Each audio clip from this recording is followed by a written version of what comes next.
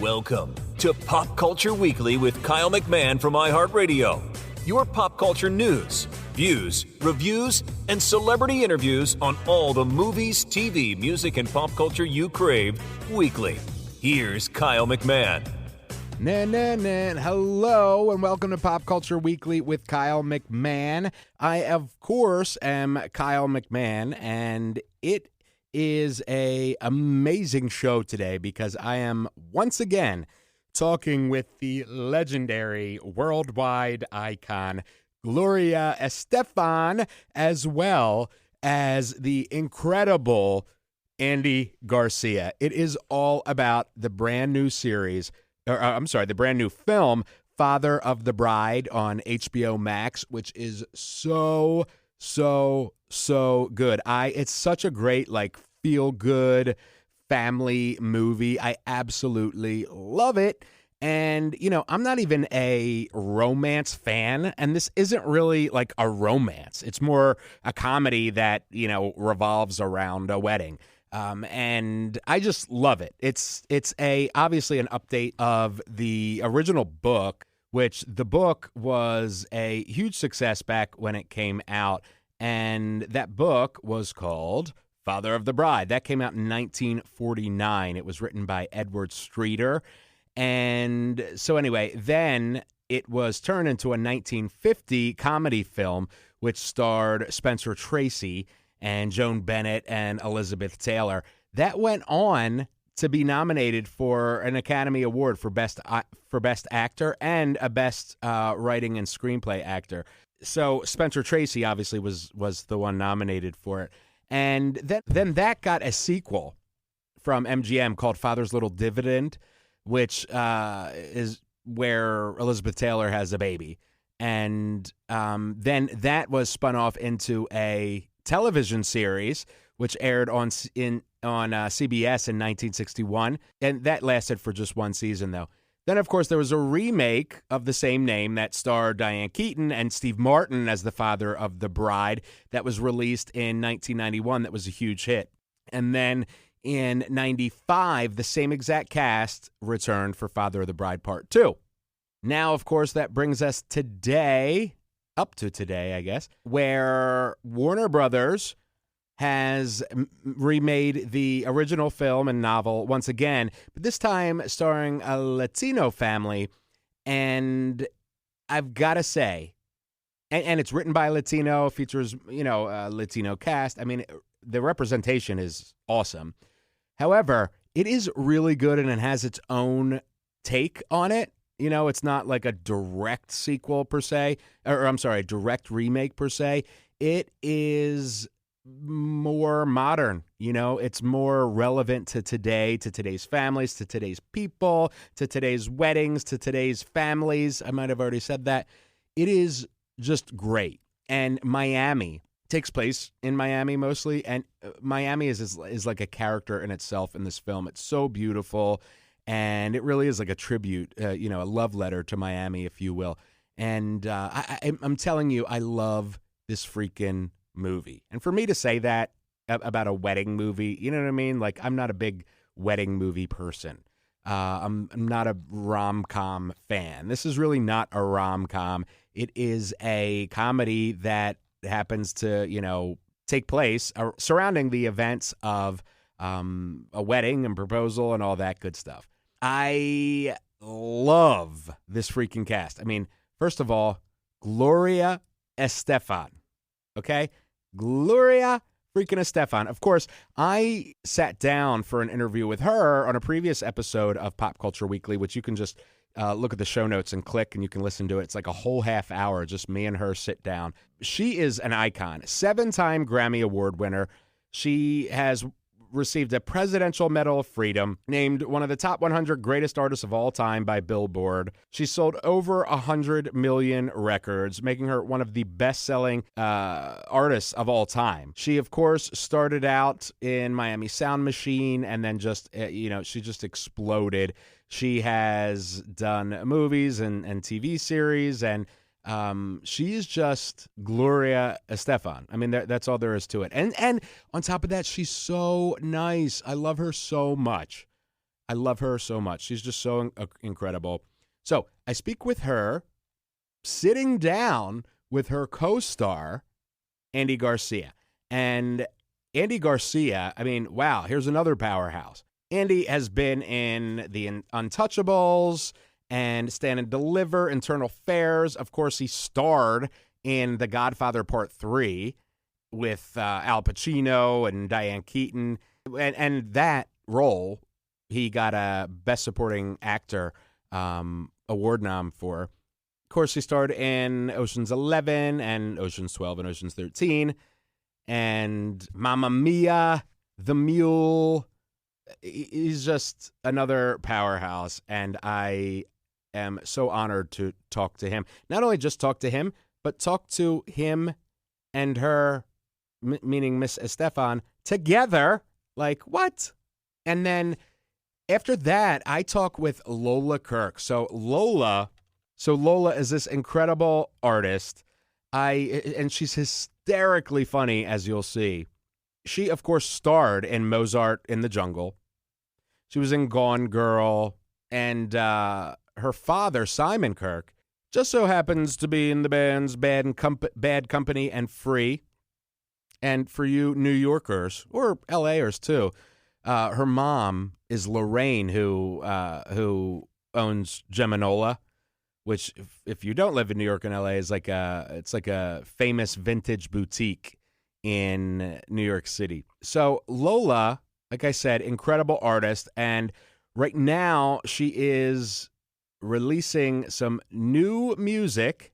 We're going to be talking about her brand new LP, Lady for Sale, which has received rave reviews, and it's really cool. It's like a mixture of it's kind of a mixture of 80s country and pop rock. I don't know how to explain it, but she's awesome.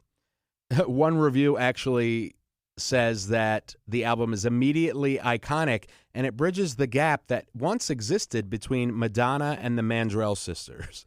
So I love that. So anyway, really awesome show today, and I am so happy that you're here with me. And, I appreciate you, in case you don't know that. I can't tell you enough. I appreciate you listening. I love your messages and your emails and your tweets and your, everything that you do to contact me. I really do appreciate you. You make this show grow. You make these amazing people come and sit and talk to me because you're listening. So thank you for that. All right. Having said that, let's get right in to the interviews. First up, Lola Kirke.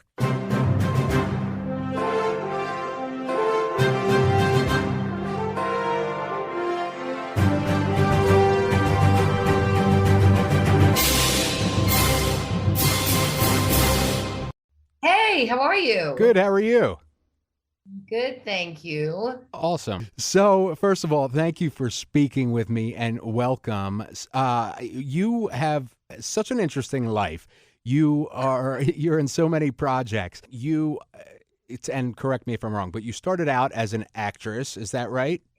That is right. And then, and I would say from doing 2 albums now? Yeah, 2 full-length albums, yeah. Yeah, I mean, so I would say, music is also in your blood. And quite literally. Yes. So tell me, what got you into all of this? Oh my God. I ask myself this every day. I say, why? I started out as wanting to be an actress because I think I just wanted attention. I grew up in a really big family, and I was sent to acting class every Saturday from 9 a.m. to 3 p.m. It was just I think a great way to not pay for childcare for my and I had this incredible acting teacher, and she was like, I could be your manager, and riches flashed before my eyes, and I was I was set on being a child star. It was all I wanted, because I think also I imagined that all of the bullies would go away if I were successful.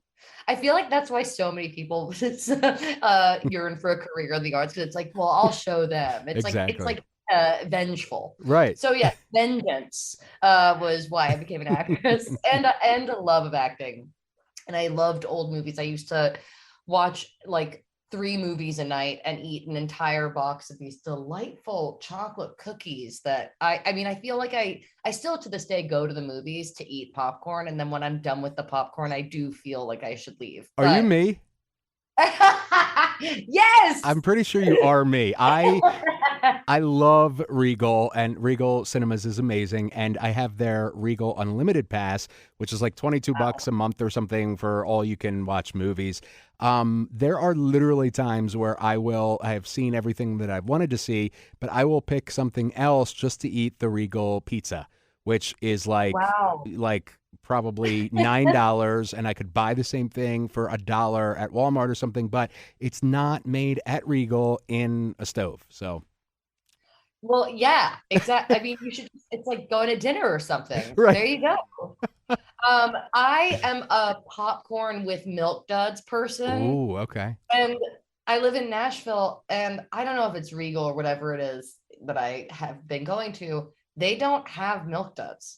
And every time I go, I'm like, damn it, I should have stopped at the gas station on the way, because like there's really just nothing compares. But anyway, we digress. Yes. We digress into something far more interesting than my biography. But anyway, yes, I started acting. I had an unsuccessful career as a child star. I did get flown to a screen test in LA when I was 11 for a movie, and Kristen Stewart got the part. And I remember for years like holding a grudge against her. And then when I was like 18, I was like, this is very pointless. She's great. But anyway, then I started working right after college, which was very fortunate as an actress. But during college, I had started playing guitar, and at that point, I could only play about 3 chords, and country music, as they say, is 3 chords and the truth. So right. I was like, perfect. Now I can play about 10 chords, but I know a few strumming patterns. So it creates the illusion that I know more. There you go. Yeah, but I guess that's like the strange abridged history of how I became both of those things. And I decided to start making albums. Oh my God, there's a huge wasp in the other room. I'm just looking at it and praying it doesn't come over here. Yes, please. That gives me anxiety. I know. Don't worry. It can't come through Zoom yet. They haven't built that technology. But yeah, I started releasing music, and it's been a very strange double life that sometimes I myself has struggled to make sense of, but I feel really grateful that I've been able to do both to the extent that I have. And you made a huge splash with your first starring role in Mozart in the Jungle for Amazon Prime. What a way to like make your big debut. Yeah, that was crazy, especially because at that time streaming was not a thing. And I have a friend who's a psychic, and when I was 18, I was talking to her, and she said, okay, you're going to be an actress, and your big break, it's going to be something that's not film. And I was like, damn it. And then she was like, it's not TV. And I was like, oh my God, what is this? Is it a commercial? I'm going to be like a commercial actress? Like, okay, fine, but not what I'd had in mind.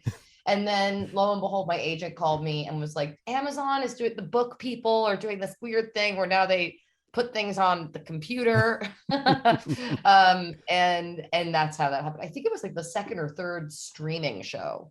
Yeah. I mean, that's insane. And that was what, 2014 it started, something like that, which isn't like that long ago, but is also forever ago in like the technology world. It's insane that, at that time, I think that was Amazon's first like big show, right? Like streaming show, they had right? Transparent, and then and one other show like Betas or something, I think it was called. Okay. And we were like the third one. But yes, Transparent was like their flagship show, I feel like. Right. So you were right in there at the beginning. And again, that seems like, it seems like we've had streaming services forever, but it was only not even 10 years ago. That's nuts. No, I know. It really is nuts. And so you did 4 seasons of that. Yes. And it was critically acclaimed and loved by everyone that saw it. By everyone who's a total nerd, yes. I mean, in the best way. Like, obviously. It's such an amazing demographic who love that show, because I feel like it was really well loved by people who played classical music. Right. which was so cool because I feel like typically people, like, I know that right now the Lakers show that I have a little part on has gotten a lot of backlash from the Lakers themselves.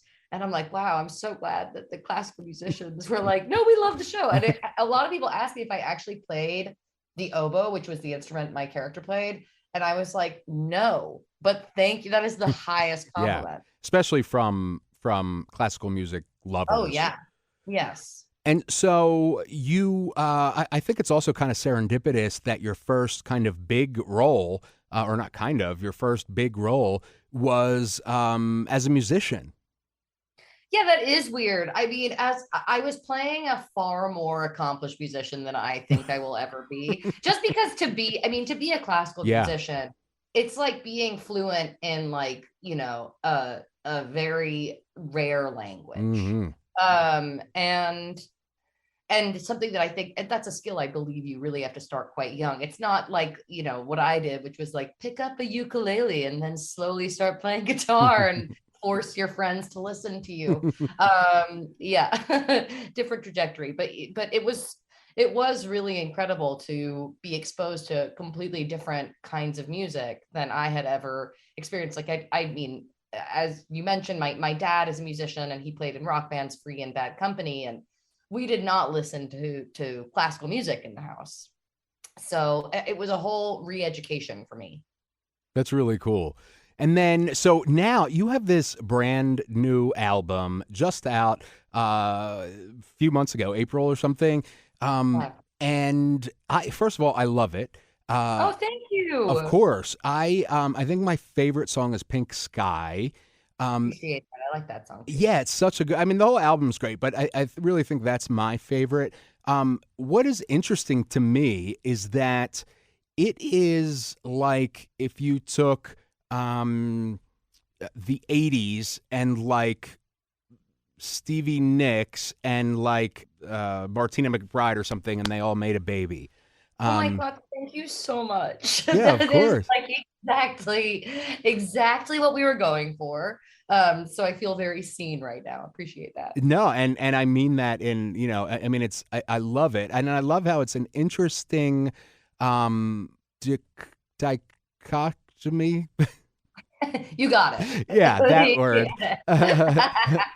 I love how it's an interesting, mixture that I mean, I could listen to it and be like, this was made in the '80s, but could also be made today, and obviously it was. And I love that about it. It gives it this kind of timeless esque-ness, if that makes sense, because it's quite clearly influenced with the synths and all, but it also wasn't made then. So you're like, this could kind of fit in wherever, and I love that about it. Was that a conscious thing going into like writing, or did that come about like later on in the process, or how did that work? Yeah, so I had started writing a lot of the songs on the album before really honing in on what aesthetic I wanted to present them with. And once I got really interested in like the Martina McBrides and Roseanne Cash's of the world, I was like, oh, how do I put these songs into this world? And sometimes that meant restructuring the songs, because you can't just do that with any song. It meant like changing verses and changing choruses, and it was really fun to go in that direction. And then once I had kind of solidified that was the direction I wanted to go into, I was able to write songs that more easily fit into that. But yes, this record is very much an homage to artists like the Judds and I mean Martina McBride, as you said, and Pam Tillis, and just like a host of country artists that I feel are both celebrated and also kind of unsung. Yeah, At absolutely. least to people in certain parts of the country, because it might feel very silly to say, well, people don't listen to Martina McBride in Nashville, but in in New York City where I grew up. I didn't hear, there were only very few country acts that crossed over. Chris Gaines. Yeah. Sorry, I don't like that. Which was very confusing to me as a small child. Me And too. then I was like, who is that?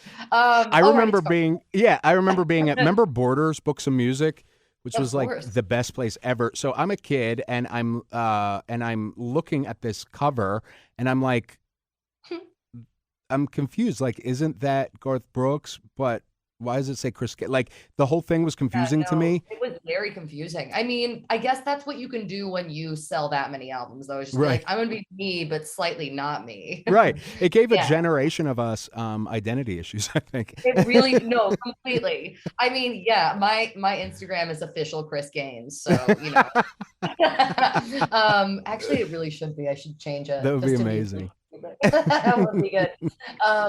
But yeah, like I feel like it was like Faith Hill and Shania Twain crossed over because they were like super hot, but otherwise and good. I mean, they're great. Yeah, yeah. But otherwise, you didn't hear about it. So I don't know. It was my own. I guess I wanted to share my own discovery, which might be completely redundant to some, but I think has been cool to others. Yeah, and I mean it totally works. I absolutely love it, and I love like there's different influences for me that like and it might not even be subconscious, but it reminds you know there are certain little things that remind me like on Pink Sky. I don't know if it's like a slide guitar or something, but it's like it gives me this like 80s Fleetwood Mac vibe, like you know the Mirage album by Fleetwood Mac. Oh, I love Mirage. Yes, Oh like my God, Mirage is so good. it could fit right on there, and I love that. Well, that's so lovely to hear. I have always loved Mirage. I think that that's such an odd album of theirs. It is. And like I love that song That's All Right. That's on Mirage, Oh, which yeah. I think is a little more, you know, chiller. And then I I think that then Gypsy and all those other fun songs are really get more sonically big, and we were certainly interested in stealing in stealing that from them. and and when I say that, not to interrupt, but when I say that, and I don't mean that, I just mean it gives that like vibe, and I love that Well, that no, it does give that vibe. I appreciate that, and I think that to be making art you know at this point in human history is to in a way have to understand where you are in the canon of time, and it always really excites me when people are like referential, because it feels very honest. Like how could you not be influenced by things? So yes, I love music and want to make music because of music I've loved, and I want to include that into what makes me an artist. And it will be inherently different because you know we're all different. So whatever Exactly. you make, if you try and sound like this person, you're not really going to sound like that person. Absolutely, and that you know that's why I think that I do love it so much is because it gives me like those vibes, but it's not them. You know what I mean? And Totally. nobody could ever be Fleetwood Mac except for Fleetwood Mac. But to have those like vibes on that song, like I love Fleetwood Mac, and then I have you know Lola Kirke who has this awesome song that I'm you know listening to, and I'm like, oh, it's got like that kind of vibe, but like it's also not them. Because if I wanted to listen to them, I would listen to them. But I'm listening to you, and so you are giving you're giving you know Lola. You know what I'm saying? Yeah, I mean, I think that might also be part of like being an actress in a way. Like when Mm. you're an actress, you know, you can, especially in theater, like those roles exist for hundreds of years, and a different actor is going to play them, and it will still be the same script, but it will always be a different interpretation. So I think that's exciting to me. Me too, and it's you know excellently executed. Why, thank you, Kyle. Of course. So, you know, the lead single, Better Than Any Drug, that is like a really fun, that's like a bop. And I love how, like, I love the background vocals and, you know, it's just so unique. What was that? And then, contrasting, this was the other cool thing about it, contrasting this like bop is the lyrics, which is like Mary J makes me sleepy and Molly makes me free. And like, I love that contrast there. Tell me about that song, how that came about for you. So my publisher was, I was sharing all of my work tapes as I was in the process of writing the record with her. And she was like, I really want to pressure you to write a song that you would have loved as a 12-year-old. And I was like, oh my God. And then I wrote that, which I think revealed to me a lot about what I was interested in at age. I'm very, very precocious. Grew up in New York City. But yeah, it was something that I want. I also loved Madonna. Who doesn't? So that was like, who doesn't? You're crazy if you don't love Madonna. You really are. Complicated character, but like just so much to love. Absolutely. And so yeah, I wanted to make a kind of like the Judds meets Madonna song. The guitar line in that or I think that's Steel actually was taken from, I mean, we the Why Not Me song by the Judds, who are one of my favorite groups. And it wasn't taken, but it was inspired. Yeah, of course. They're similar. And then, yeah, I think that I just wanted to write a really straightforward song. And fortunately, I've taken enough drugs to include one in each verse. There's only like 4 verses. That's funny because my version would have no verses, just Jesus. just cheese? Just Jesus. Just Jesus. Yeah, that's beautiful. That's beautiful, man. Hopefully nobody's watching this that knows otherwise. But so you also did some shows, right? You did a tour? I did. I was just out on the road with Elle King, who is a very old friend of mine and a great inspiration. And she's awesome. She's so awesome. She's so awesome. It was really fun to kind of get to be exposed to her fan base too, because they're different than like fans I'd played for in LA and stuff. I mean, it was really cool. They were like much drunker, which I loved, and like so fun. They were so fun. So I don't know. I think that's also part of the like country demographic, because that's where she's more leading now. It was like, oh, these people are like here to listen and party instead of like listen and judge. Like I didn't feel very judged. It was very freeing. And then I did an album release show in New York at this new venue Brooklyn made, which is incredible. And I'm about to go to the UK with my dear friend Courtney Marie Andrews, who co-wrote the first song on the record, Broken Families. And we're doing a few shows there. And then I go back out in September to do solo headlining stuff in Europe. How exciting is that? Really exciting. Yeah. And are you like nervous about taking, I mean, obviously now you've done a bunch of shows, but I guess were you nervous taking like your new baby out? You know what I mean? You have a new album. Yeah. Is that like nerve-wracking for you? I have such a great live band, which is kind of incredible because we're a 3-piece. I have somebody, a drummer, Alex Wong, who triggers all of the tracks from a laptop while playing drums and singing. And then I have Josh Kaler, who plays guitar and then steel and sings. And then me just playing acoustic and singing. And somehow they are talented enough to make up for, I think like each song on the album has like 15 instruments on it. Wow. And so they are doing the work of 10 musicians. And that's incredible. So it was just so fun. And opening, I think, also takes a lot of pressure off. Like, you get to play for a packed house. Yeah, sure, they're not really there for you, but they're excited. And your job as an opener is just to like make them more excited. Yeah. So if you're up for that challenge, then like it's great. Yeah, and I as you were saying about Elle King, I saw her open up for Heart. Oh my God, amazing. Yeah, and like that's such a good pairing. You know what I mean? Yeah. The two of Yeah. you, because you're like in the country space, but also not. You know what I'm saying? Right. So that's like Yeah. a really awesome pairing. That's genius. Well, I am so happy that it got to happen. It was truly, truly fun. And we got to sing together as well. I mean, we've been friends since we were 10 years old. So it was really, really special. Yeah, that's so cool.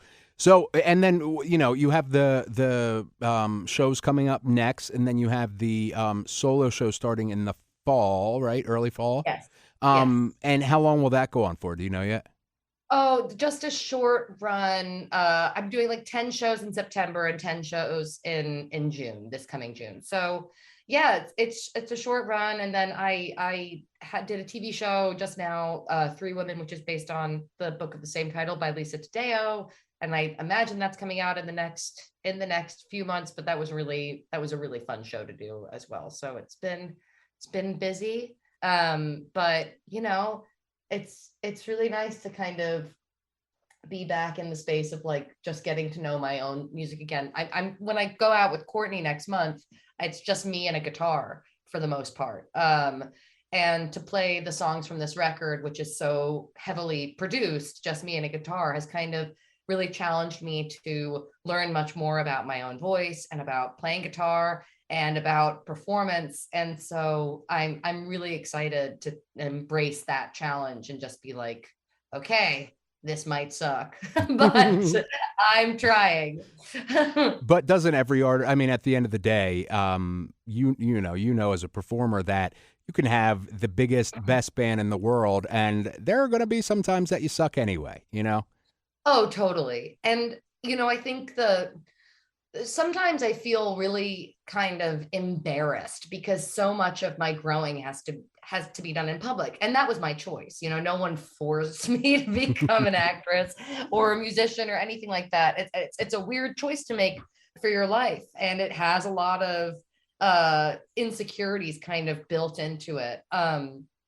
But sometimes I get hung up on like, why did I make this choice to kind of like fail and succeed in public? And then I just think, you know what? Just keep trying. It doesn't matter. And no one really cares anymore anyway. I mean, some people do, but there's just so much going on that, you're probably the person that cares the most. Absolutely. And I think in general, I mean, we all have those haters online, but I think in general, when you're in a room with people who are there to hear music, they are far more accepting of us having a bad song or whatever than we think. You know what I mean? Oh, absolutely. I mean, I also think that the haters what you just identified of like the difference between the haters online and then people actually in the room, it's sometimes I wonder why everything feels so bad. And then I read the news and I'm like, oh, right, civilization is in decline. Yeah. And it didn't, it's been that way for a while. And I do think that art used to really meet civilization and make up for what it lacked. And these days I'm not so convinced that's the case, but I think that it still certainly could be the case. And I think that piece of being in the room with people and really connecting with people is the antidote to all of that hate that gets spewed online. So it does feel important to go out there and try and maybe fail or maybe reach somebody and impact their life and vice versa. Absolutely. Lola, I could talk to you forever, and I actually just realized we're like I went way over time, so I hope I didn't. No, this has been so fun. Awesome. Thank you so much for having me. Thank you, and come back for your next project and we'll talk again. Okay, great. Take care. All right, Bye. thank you. Bye. Isn't she literally hysterically funny? Like she's so funny. She's so talented. Seriously, as you heard, I just couldn't stop laughing.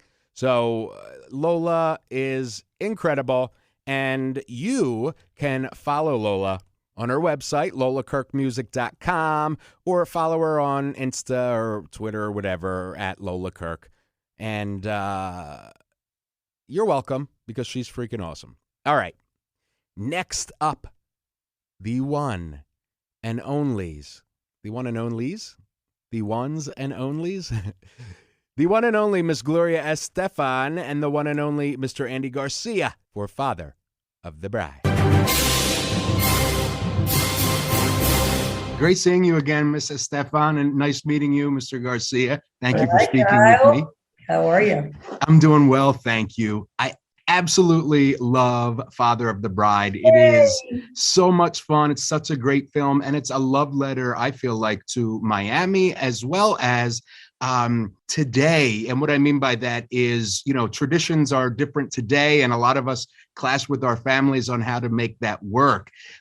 Both of you have daughters. Did that, you know, influence how you portrayed your character with that kind of clash? Yes, of course. The women in my life influence me every single day, and everything I do, everything. You know, there's a lot of similar dynamics in the, you know, with that have spilled over into the film. You know, Absolutely. Yeah. And oddly enough, today is my son's and his wife's 12th anniversary. And we were talking about, he had the wedding in our backyard in Miami in June, and similar to this. And there was a cloud that came over right when they were getting married that looked like all hell was going to break loose.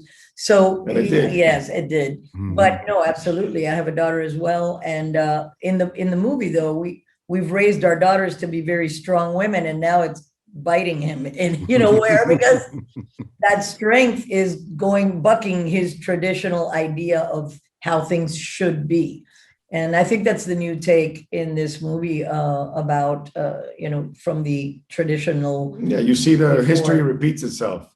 You know, it's like the behavior is shown. I go, I can't believe her. And you know, your spouse would say, like, you're just like, she's just like you. Exactly. You know, she's just like her. And now we have to deal with it. We raise that person. The kids grow up with your example, bad or good, you know, or a mixture of both. Yeah, and that idea that if you're paying for it, it's your way or the highway, and you know that's a big problem in the film with his daughter, with our daughter Adria.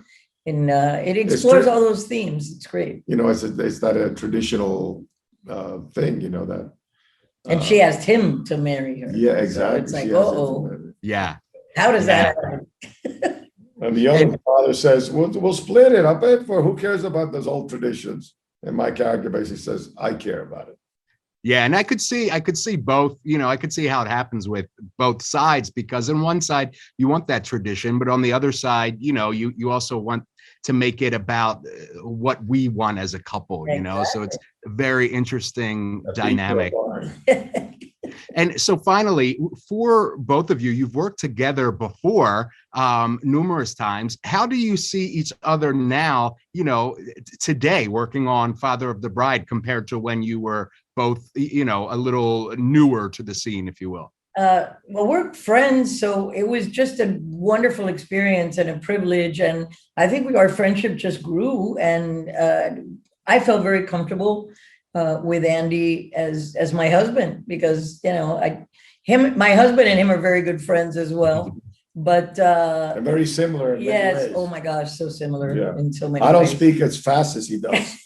But other than that, they're both musicians. Yeah, and we both come from the same backstory of as Billy, and as Ingrid. Yeah, we're the first Cuban exile generation that came over in the early 60s, right after Castro took over. So we came to America, like my character says, with that universal story. I slept on the floor, I parked cars, I put my family through school, I built a career, and our culture did that, and there's a pride in that that's also, you know, closes you off to other things, you know. So that's where we kind of attack the humor of it all, you know. But it's so funny because it's a human experience. Because for Anglos, it's the story of, I walked 20 miles to school when I was a kid in the snow. Like and everything becomes so dramatic, and everything is about the past. It's a universal theme. We just happen to be, in this case, a Cuban and a Mexican family, but that thematic is a universal theme. Exactly. And Miami looks great Miami is so beautiful. It's a beautiful city. I think it really it was one of the characters in the film. Absolutely. Absolutely. I love it. I love you both. I love this film. Thank you so much for speaking with me. We appreciate that very much. Thank you. Thank you. Take care. Yes, it was a bucket list item to interview Gloria, and then to have gotten to sit down with her and talk for over a half hour about her latest album. This was last year. Her first album in like a decade, Brazil 305, which, by the way, won a Grammy for Best Contemporary Tropical Album. So congrats to her for that. But, you know what? I totally forgot to even ask her about it. But anyway, to be able to sit with her like that and then, then interview her again for a different project. And she remembered me. Like, that really meant a lot. And somebody might have even told her, oh, you're sitting down with Kyle McMahon to be interviewed. But that I loved it anyway. I mean, like, remembered me or remembered my name from a cue card before she talked to me. Anyway, they're both great people. You can watch Father of the Bride right now, exclusively, the only place you'll ever be able to watch it, HBO Max. Love HBO Max. Go watch Father of the Bride right now. All right? That's it for this week. Hit me up. Go to podcast.popcultureweekly.com. We have that sub-site, which gives you so much information about each episode and guest and all that good stuff. Love to know what you think about it. You can use the talkback button if you're listening on the iHeartRadio app and send a voice message directly to me. Or if you go to podcast.popcultureweekly.com, there's a talkback button there, no matter where you're listening. So I'll get it. And you might just hear yourself on here. All right. Until next week, I love you. We out. Thank you for listening to Pop Culture Weekly. Hear all the latest at popcultureweekly.com. Rhythm is gonna get you. Rhythm is gonna get you.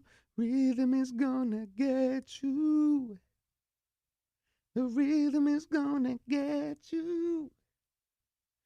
Tonight, tonight, tonight.